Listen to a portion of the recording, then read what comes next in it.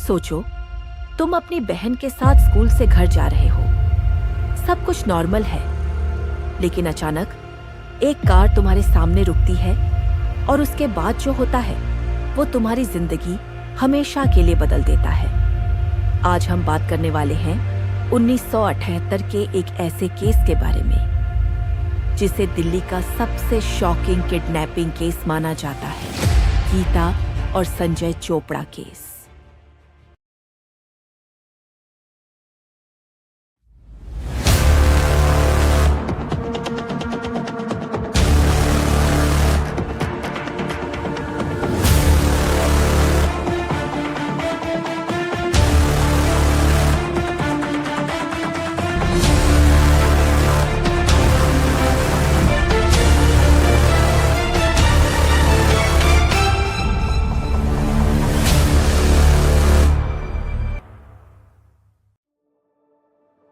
ये कहानी है दिल्ली की गीता चोपड़ा, सिर्फ 16 साल की, और उसका छोटा भाई संजय चोपड़ा 14 साल का। दोनों एक नॉर्मल दिन की तरह स्कूल खत्म होने के बाद घर जा रहे थे। शाम के करीब 6 बजे वो दोनों ऑल इंडिया रेडियो बिल्डिंग के पास खड़े थे, बस का वेट करते हुए। सब कुछ बिल्कुल नॉर्मल था, लोग आ जा रहे थे, ट्रैफिक चल रहा था। तभी एक कार धीरे से उनके पास आकर रुकती है। कार के अंदर 2 आदमी बैठे थे। उनके चेहरे पर अजीब सा कॉन्फिडेंस और आंखों में कुछ गलत इरादे। ये थे रंगा उर्फ बिल्ला और जसबीर सिंह उर्फ रंगा। उस वक्त गीता और संजय को बिल्कुल भी अंदाजा नहीं था कि ये 2 अनजान लोग उनकी जिंदगी का सबसे बड़ा नाइटमेयर बनने वाले हैं। कार रुकती है और 2 अनजान आदमी गीता और संजय से बात करते करते उन्हें कन्विंस कर लेते हैं। बस थोड़ी देर के लिए लिफ्ट दे देते हैं। मासूम बच्चे बिना कुछ सोचे कार में बैठ जाते हैं, लेकिन उन्हें बिल्कुल भी अंदाजा नहीं था कि यही फैसला उनकी जिंदगी की आखिरी गलती बनने वाला है।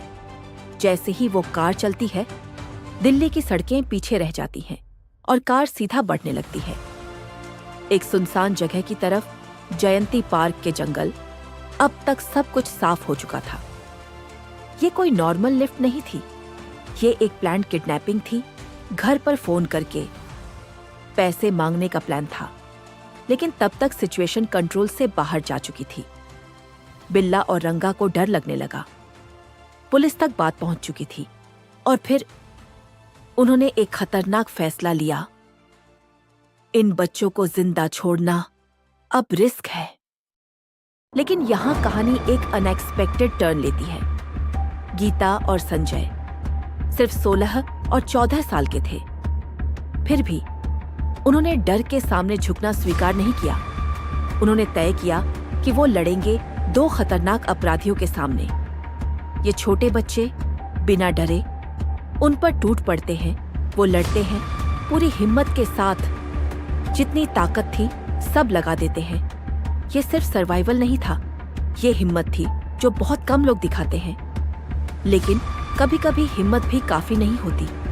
आखिरकार वो दोनों अपराधी ज्यादा ताकतवर थे और गीता और संजय इस लड़ाई में हार जाते हैं, और इस हार का मतलब था मौत।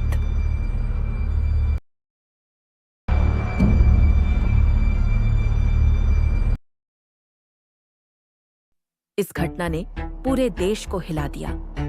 अब ये सिर्फ एक क्राइम नहीं था, ये इंसाफ की लड़ाई बन चुकी थी। पुलिस ने इन्वेस्टिगेशन शुरू की और धीरे धीरे सबूत उन 2 नामों तक पहुंच गए। बिल्ला और रंगा दोनों को गिरफ्तार कर लिया गया। कोर्ट में केस चला। सबूत इतने मजबूत थे कि सच छुप नहीं सका। और फिर 31 जनवरी 1982 को कोर्ट ने फैसला सुना दिया।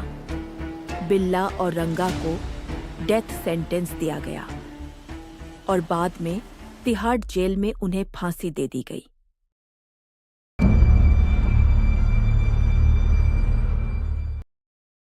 गीता और संजय आज हमारे बीच नहीं है, लेकिन उनकी हिम्मत उनका साहस हमेशा जिंदा रहेगा।